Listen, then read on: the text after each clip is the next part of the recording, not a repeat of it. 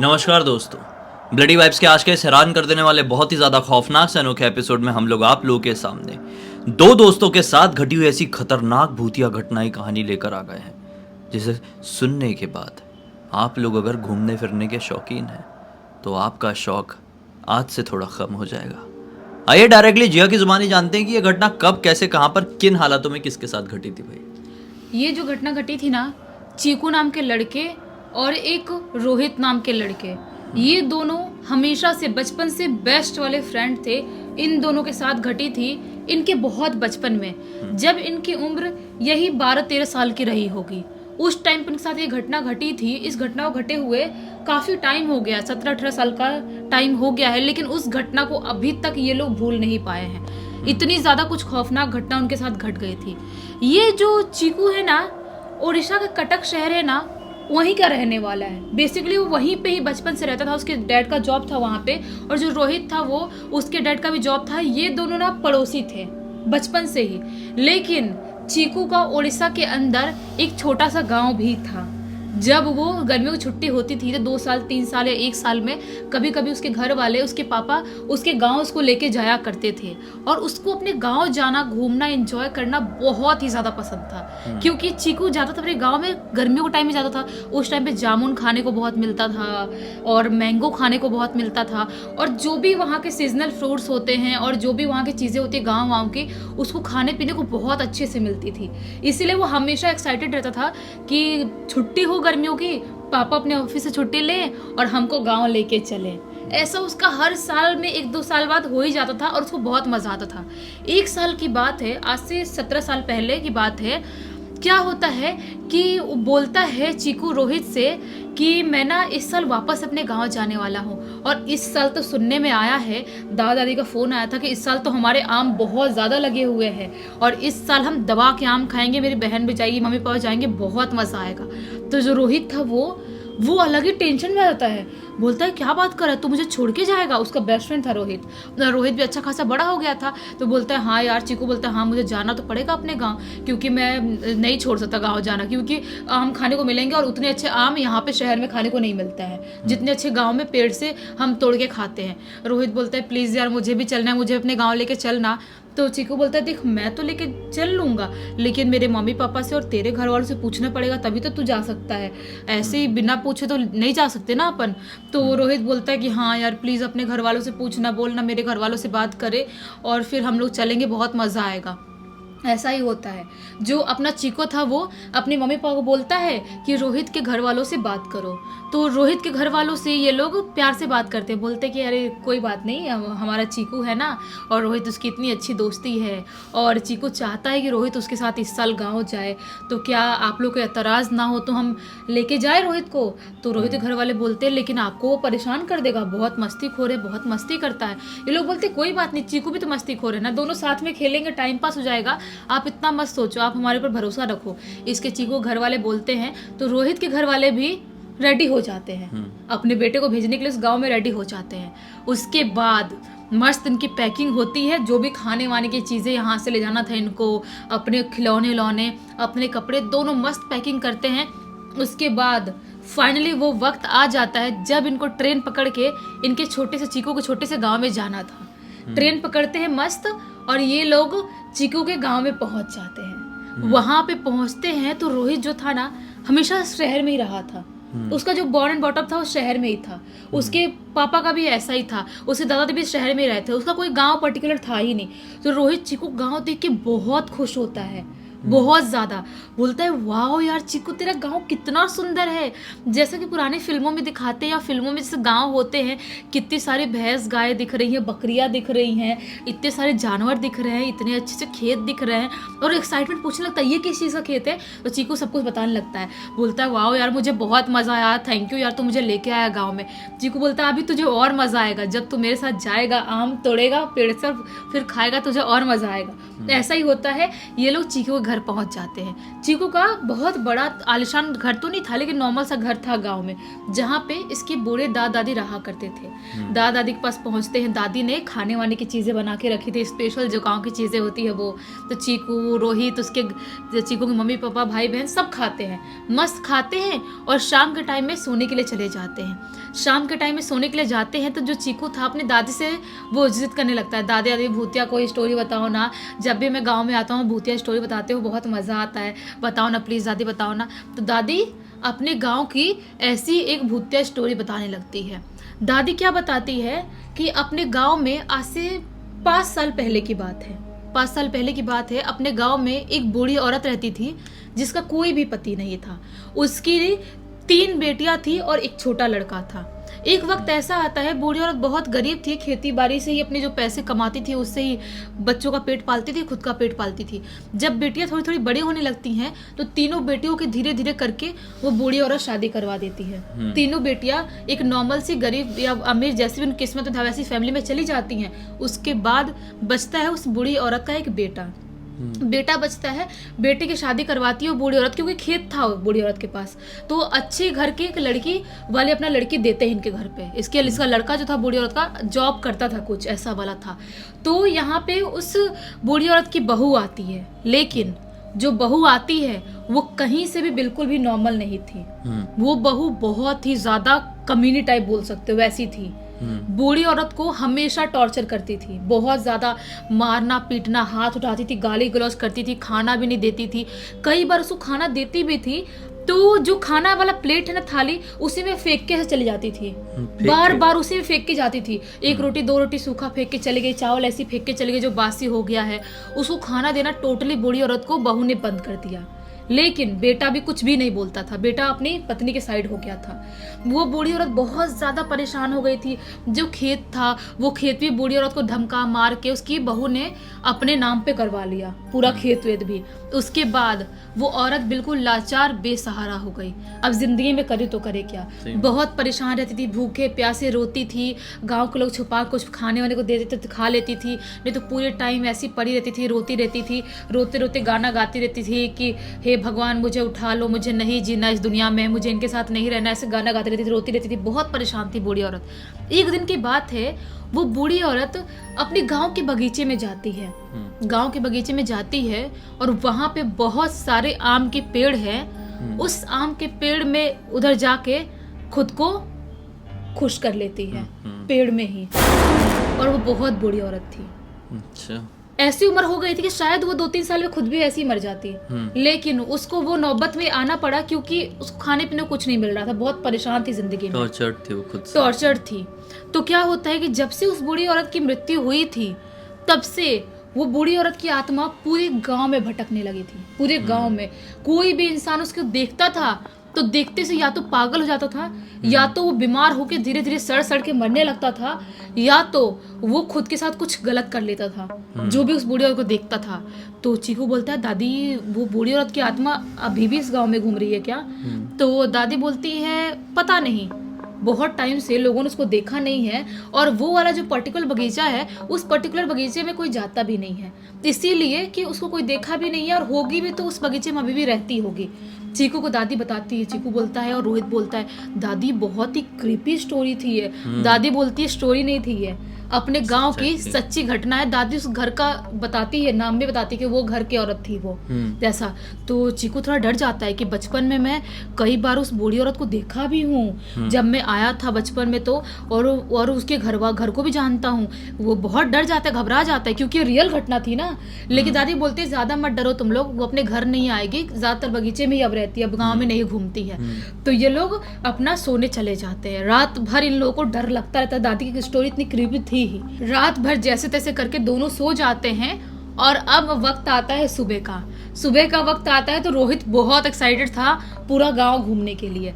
चीकू बोलता है कि मैं तुम्हें पूरा गांव घुमाऊंगा, तो दादाजी बोलते हैं मैं भी साथ में चलूंगा, अपने जो खेत है वो सारी चीजें दिखाऊंगा।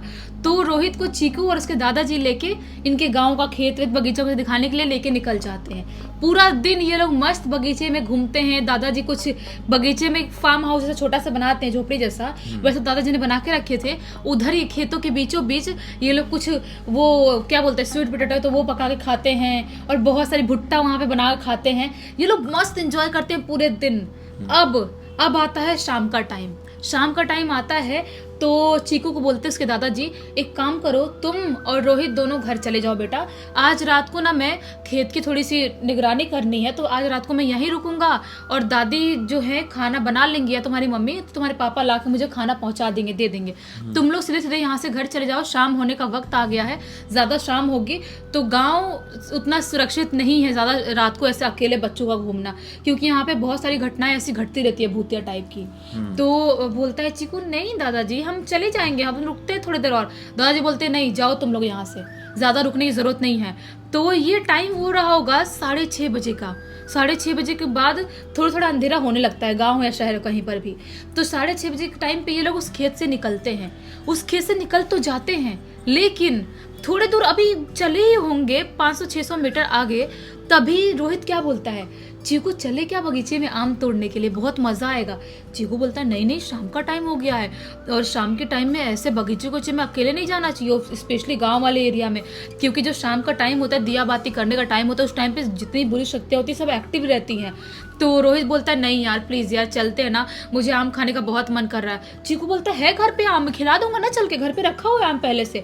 तो रोहित बोलता है नहीं नहीं मुझे ना, तू बोला था ना गांव ले जाएगा तो पेड़ से तोड़ के खिलाएगा तो ले चल मुझे भी चलना है अभी। तो रोहित इतना जिद करता है तो चीकू उसको लेके अपने गांव के बगीचे की तरफ निकल जाता है और बगीचे में पहुंच भी जाते हैं। अब ये लोग जब पहुंचे थे बगीचे में, उस टाइम तक अच्छा खासा अंधेरा हो गया था, अच्छा खासा अंधेरा कि मतलब थोड़े थोड़े पेड़ दिखाई दे रहे थे, आम भी दिखाई दे रही थी, लेकिन जैसे ब्लैक एंड व्हाइट फिल्मों में दिखाई देता है ना, वैसा माहौल कुछ हो गया था शाम के टाइम का। ये लोग बगीचे के अंदर जाते हैं, वहाँ पे एक छोटा सा पेड़ था जिसपे आम बहुत सारे फले हुए थे, उस पर चढ़ता है और चीकू उस पे से आम तोड़ के रोहित को देता है। रोहित खा भी लेता है आम, मस्त खाता है। उसके बाद बोलता है चीकू चले अब घर, खा लिया आम ना? तो बोलता है रोहित कि नहीं नहीं यार थोड़ा और तोड़ लेते, घर पे ले जाकर खाएंगे। तो चीकू आम ऊपर से तोड़ने लगता है, छोटा ही पेड़ था आम का, बहुत बड़ा नहीं था, लेकिन उस पर पके हुए आम लगे हुए थे। मस्त तोड़ता है चीकू, उसको पकड़ाते जाता है, हाथ में पकड़ने लगता है रोहित। तभी रोहित बोलता है चीकू 1 मिनट, ऐसा चिल्लाता है। तो चीकू डर जाता है, क्यों इतने जोर से क्यों चिल्लाया? तो चीकू बोलता है क्या हुआ रोहित, तू ऐसी चिल्ला क्यों बात कर रहा है? तो रोहित बोलता है कि ये इधर नीचे, जल्दी नीचे आ। तो चीकू फटाफट पेड़ से नीचे उतरता है, बोलता है क्या हुआ? तो रोहित बोलता है वो देख सामने। जैसे ये सामने देखता है चीकू, देख के शॉक्ड हो जाता है। सामने इतना बड़ा एकदम पका हुआ पीला सा तरबूज जितना बड़ा आम गिरा हुआ है एक पेड़ के पास। तरबूज जितना बड़ा आम गिरा हुआ है। फिर देख के चीकू एकदम अलग ही खुशी की लहर उसके अंदर दौड़ती है। बोलता है इतना बड़ा आम और इतना पीला और बिल्कुल पका हुआ दिखाई दे रहा है। हैरान नहीं हुआ, खुश हुआ। वही तो फिर रोहित बोलता है चले यार, क्या चलते हैं यार, वो आम लेंगे, बहुत मजा आएगा, चलते हैं फिर। तो चिकू बोलता है हाँ वो आम नहीं खाए तो फिर क्या खाए, चलते हैं। ये लोग भागते भागते उस आम के पास जाते हैं। उस आम के पास जाते हैं तो देखते हैं कि आम अच्छा खासा इतना बड़ा वहां पे पड़ा हुआ है। और जैसे ही चिकू उस आम को उठाने के लिए जाता है, क्या पाता है कि वो आम उठा ही नहीं पा रहा है। इतना बड़ा आम है लेकिन उठा नहीं पा रहा है, इतना भारी है। रोहित बोलता है रुक मैं करता हूँ, तेरे अंदर ताकत ही नहीं है। रोहित आम को उठाने लगता है, लेकिन रोहित भी आम को उठा ही नहीं पा रहा है। दोनों बहुत कोशिश करते हैं लेकिन कुछ भी करके पसीना पसीना हो जाते हैं, उस आम को टस से मस नहीं कर पाते हैं। लेकिन अब इनकी जिद पे आ गई थी कि आम को उठाना ही है और घर लेके जाना ही है। इन लोगों को थोड़ा भी स्ट्रेंज नहीं लग रहा है कि क्यों नहीं उठ रहा है, आम ही तो है एक नॉर्मल सा, तरबूज उठा लेते, आम क्यों उठा पा रहे हम? तरबूज के साइज का हुआ तो क्या हुआ? ये बहुत कोशिश कर नहीं उठा पा रहे। तभी अचानक से इन जिस पेड़ के नीचे लोग खड़े थे, उस पेड़ के ऊपर से किसी के जोर से हंसने की आवाज सुनाई देती है, जैसे ही कोई बहुत ही क्रीपी आवाज में हंस रहा है। और जैसे ही ये लोग यहाँ पे नीचे देख रहे थे और ऐसे ऊपर देखते हैं, पेड़ के ऊपर क्या पाते हैं, एक बूढ़ी सी औरत पेड़ के ऊपर पैर लटका के बैठी है और जोर जोर से इनको देख के हंस रही है, बहुत ही क्रीपी सी आवाज में। उस बूढ़ी औरत को देख के लोग घबरा जाते हैं, क्योंकि उसकी शक्ल बिल्कुल भी नॉर्मल नहीं दिखाई दे रही थी। उसकी शक्ल देख के ऐसा लग रहा था उसकी पूरी झुर्रियाँ, उसकी पूरी स्किन तक ऐसे लटक रही है, मुंह की पूरी हाथ पैर की स्किन लटक रही है। उसने एक साड़ी पहनी हुई है, बहुत ही मैली सी गंदी सी साड़ी पहनी हुई है, और इनको देख के जोर जोर से ऐसा मुंह बना बना के हंस रही है ऐसे करके हंस रही है। ये दोनों बहुत ही ज्यादा घबरा जाते हैं। अभी ये लोग कुछ करते उससे पहले ही जोर जोर से रोने लगती है, बोलती है बच्चे लोग मुझे बचा लो, मुझे बचा लो, मुझे यहाँ पे मैं फंसी हुई हूँ, मुझे बचा लो, ये लोग मुझे मार डालेंगे। ये घबरा जाते हैं, ये ऐसी बात क्यों कर रही है। रोहित बोलता है कि क्या हुआ आंटी, आप रो क्यों रही हो, कौन आपको मार रहा है। बोलती है, सिर्फ इतना ही बोलती है, ये लोग मुझे मार डालेंगे, मुझे बचा लो। तो ये बहुत घबरा जाता है रोहित, तो समझ में नहीं आता मैं क्या करूँ। अभी ये लोग कुछ करते ही उसको देख ही रहे होते, तभी अचानक से झटके में वो औरत उतने ऊपर पेड़ से नीचे कूदती है और कूद के बिल्कुल नॉर्मल दिखाई देती है। ये लोग शॉक्ड हो जाते हैं, इतनी बूढ़ी औरत इतने ऊपर पेड़ से कूदी है तो उसको कुछ हुआ क्यों नहीं, वो खड़ी की खड़ी कैसे रह गई। वैसे ही अचानक से रोहित की नजर उसके पैर की तरफ जाती है, उसका पैर उल्टा था। अब समझ जाता है रोहित कि ये कोई प्रेत आत्मा या कुछ तो है, ये नॉर्मल इंसान नहीं है। अभी ये लोग भागने के लिए सोचते ही हैं, वैसे ही बहुत जोर से चीकू के ऊपर एक पेड़ का डाल टूट के गिरता है। पेड़ का डाल टूट के गिरता है तो रोहित घबरा जाता है, चीकू को छोड़ के भाग थोड़ी सकता है वो।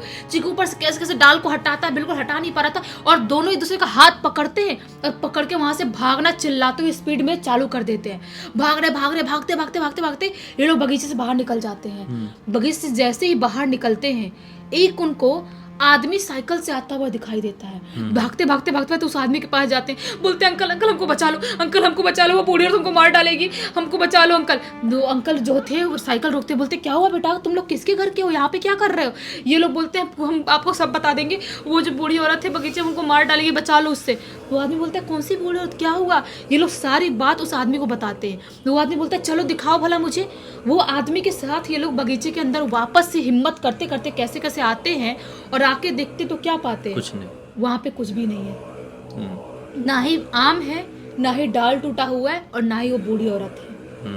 ये लोग घबरा जाते हैं। वो जो आदमी था, जो अंकल था, उससे को बोलते हैं कि वो बूढ़ी औरत थी अंकल, हमारा यकीन करो। वो आदमी बोलता है हाँ मुझे पता है वो थी, मुझे पता है वो होगी, वो हो भी सकती है, क्योंकि आज से 3-4 साल पहले तक उसका कहर बहुत ज्यादा गांव में फैला हुआ था, और अभी 3-4 साल से किसी ने उसको कुछ भी नहीं देखा था, और तुमने अचानक से देखा है, तो हो सकता है वो वापस आ गई है। किसी रीजन से वो वापस आ गई है।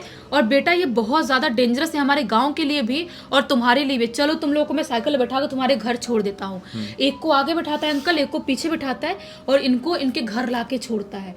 और पूरे गाँव में दूसरे दिन एक बैठाया जाता है, सभा बैठाते हैं और बात करते हैं कि वो बूढ़ी औरत वापस से हमारे गांव में आ गई है, फिर से कुछ ना कुछ पूजा पाठ अनुष्ठान करवाना पड़ेगा, उसको बंधवाना पड़ेगा। तो गांव का जो मुखिया था वो डिसाइड करता है, पंडित जी को बुलाया जाता है और उस गांव की पूजा पाठ करवा के बगीचा सहित पूरे गांव को बंधवा दिया जाता है।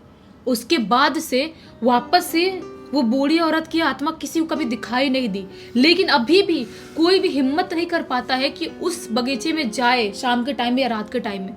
शायद वो जाएगा तो अभी भी उसको महसूस कर पाएगा।